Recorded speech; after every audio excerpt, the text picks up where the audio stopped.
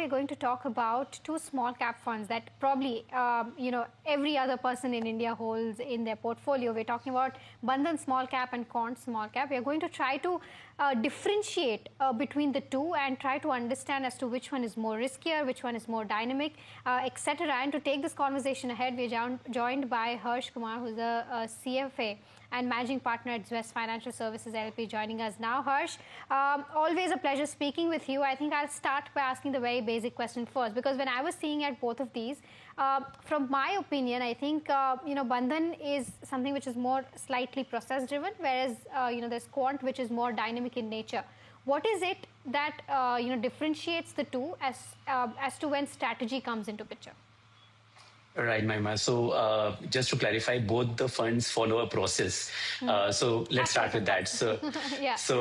Before comparing these two funds, I think it's worth understanding why this category has attracted so much investor attention, because everyone is talking about this category. Now, let's see the flows first. So if I look at last financial year, FY 25-26, small cap category received second highest net inflows among all the equity categories, accounting for nearly 15% of the total equity net inflows. And it was second only to flexi cap category. If I go 1 year prior to that, FY 24-25, again, we saw small cap being among the top 3 net inflow categories. Now, what is the reason? Why so much of interest of investors in this? And the simple answer is recent performance. Now, if we look at the period from Jan 2008 till Jan 2020, which is a fairly long period of 12 years, Nifty small cap TRI delivered a return of only 3.1% CAGR, which is in fact lower than the saving bank rate of interest which you would have got during that time period. However, if you look at the return from the lows of March 2020 to the peak of September 2024, you won't believe the number. The index in itself generated 6-fold return, and which was a CAGR of 48%. So if I look at last 18 years journey, a substantial part of return or wealth creation in small cap has happened in only 4.5 years. And this 4.5 year period, which has just gone by, is the reason that investors are so excited about it. Now, before I get into these two funds, let's look at the category also. So there are total 36 funds in this category. Total AUM is around 4.3 lakh crore. And the biggest fund in this category is Nippon, with an AUM of around 78,000 crore. Now, this category has a fairly long tail. And when I say long tail, let's see the numbers. The handful of mutual funds have become very large in this category, but there are only 13 funds which have AUM of more than 10,000 crore. Now, you may always say that, a lot of funds have been launched in the last 2-3 years, and that could be the reason.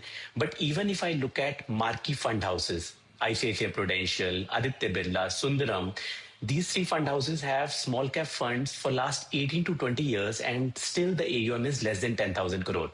So setting this context makes us believe that Bandhan and Quant have done a fairly good job. Now let's understand what similarities and dissimilarities they have. So first look at the similarities. Both of these funds are fairly large in terms of their AUM, not just in terms of absolute AUM, but as a relative percentage of the fund house also, they are fairly big. So for example, if I look at Quant, the AUM of Quant small cap is 33,000 crore. And the AUM of Quant mutual fund in entirety is 95,000 crore. So you see here, this is the fund which is 1/3 of the total AMC. Similarly, if you look at Bandhan at 28,000 crore, it is the biggest equity fund, which is with Bandhan Mutual Fund. And that's the reason that these two funds are also managed by the CIOs.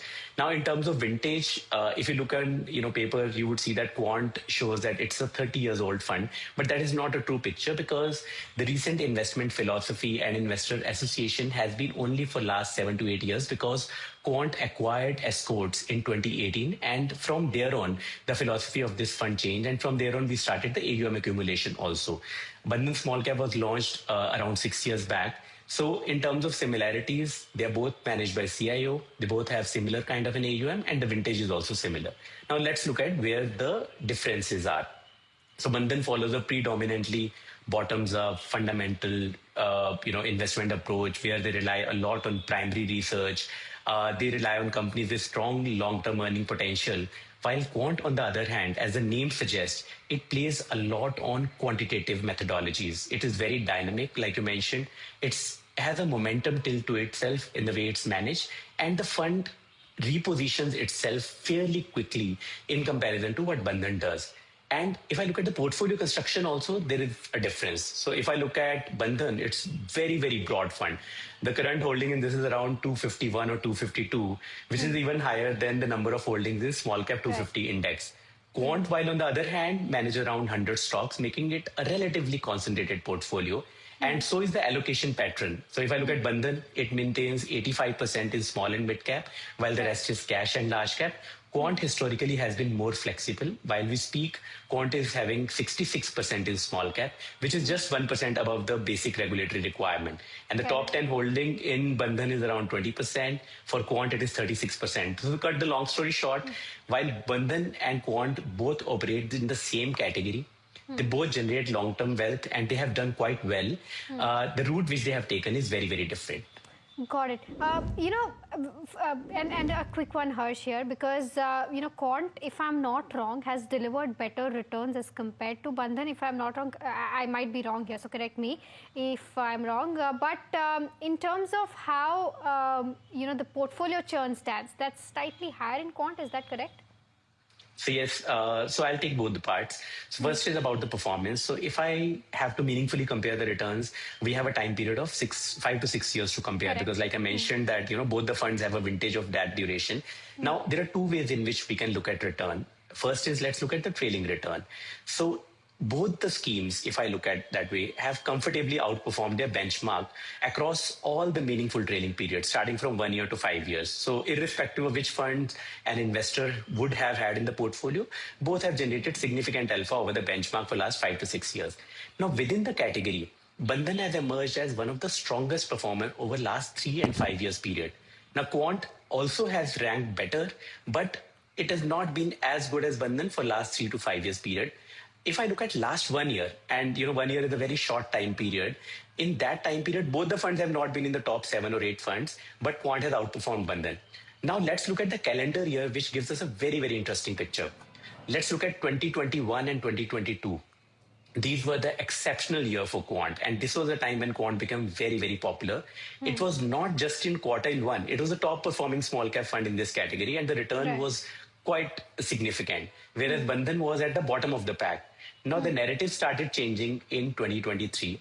Coincidentally, that's also the time when the current CIO of Bandhan, Manish Gunwani, he moved to Bandhan and he started managing this fund. And the story changed meaningfully. From 2023 till 2025, Bandhan was in top quartile in all the 3 years. Quant, on the other hand, had a reversal of story. So it was in top quartile in 2021, 2022, and 2023, and it slipped to third quartile in 2024, which was its weakest relative performance in the recent year. However, it subsequently recovered because in 2025 and 2026, it's been in quartile 2. So, both have had different phases. Post-COVID, Quant did really well. But for last 2 to 3 years, when the market has been more of range bound, Bandhan has done well. Now, coming to the churn or the portfolio turnover ratio, you are right. Bandhan has a portfolio turnover ratio of around 0.22, while Quant has historically run a turnover ratio which is 2.5 to 3 times higher than that. I don't intend to say which strategy is better because these are two different styles of managing. But for somebody who's looking at more of a buy and hold portfolio, Bandhan ranks better. But for somebody who wants a little bit of momentum, little bit of sentiments to play in the portfolio, their Quant runs better because they are able to churn their portfolio at a much faster rate than what Bandhan would do. Got it. Okay. Harsh, in terms of, just one last question, because small caps ideally are considered to be risky, right? So how much portfolio exposure should you have in small cap? That is one question. And the second is to whether somebody is taking, positions in small cap mutual funds, what are the risks that they need to watch out for sure? So first thing first, in terms of how much allocation should be there. So I would purely rely on NSE 500. If I'm a growth investor and if I want to just replicate the broader market, which is NSE 500, the current ratio stands at 60% large cap, around 20 to 21% in mid cap, and 21 to 22% in small cap. So that should be the ratio in my portfolio also if I am just replicating the broader market. And this number has changed significantly in last 12 to 13 years. Large cap used to be 82 to 83% a decade or so back, and now it has come down to 60%. And the reasons are obvious because of earning growth, a post-COVID rally, and all these reasons. That is answer to part number one. Second, when somebody is looking at this category in terms of risk, one should be very, very clear about the time horizon one needs to give to this. Like we discussed that for last 18 years, if I look at the return has come in only a patch of 4.5 years. So if you are getting into this category, you should at least have 8 to 10 years of time frame. That is part number one. Second, the volatility of this category is inherently higher than large cap, hybrid, and other categories. So if you are a person who doesn't like too much of a volatility in the portfolio, then this is not the category for you. But if you are looking at a longer term time period and the volatility doesn't bother you, then I think you can look at this space. Third and the most important tool here is that fund selection is very, very important. Now let's look at the universe. If you are a large cap fund manager, you have 100 companies. These are well-researched companies. Sell side cover these companies really well. So you can construct a portfolio with a good amount of ease. If you look at small cap, many of these companies are undiscovered. Many are not even covered by sell side. So you have to rely on the primary research. So I would strongly recommend to look at small cap only from the fund house, which has the ability to invest in research. Second, where the fund manager is more seasoned. And while we speak, among the top fund houses today, many of the small cap funds are managed by the CIO. If I look at HDFC managed by CIO, so is the case with SBI, so is the case with Bandhan, and so is the story with Quant. So give a credit to the fund manager who you are betting on. And lastly, don't try to over allocate basis the past return. You should go by your asset allocation, look at your profile. I said growth investors should look at 20-21% allocation in this. If you are a defensive investor, you can have 5 to 10% allocation, but maintain that.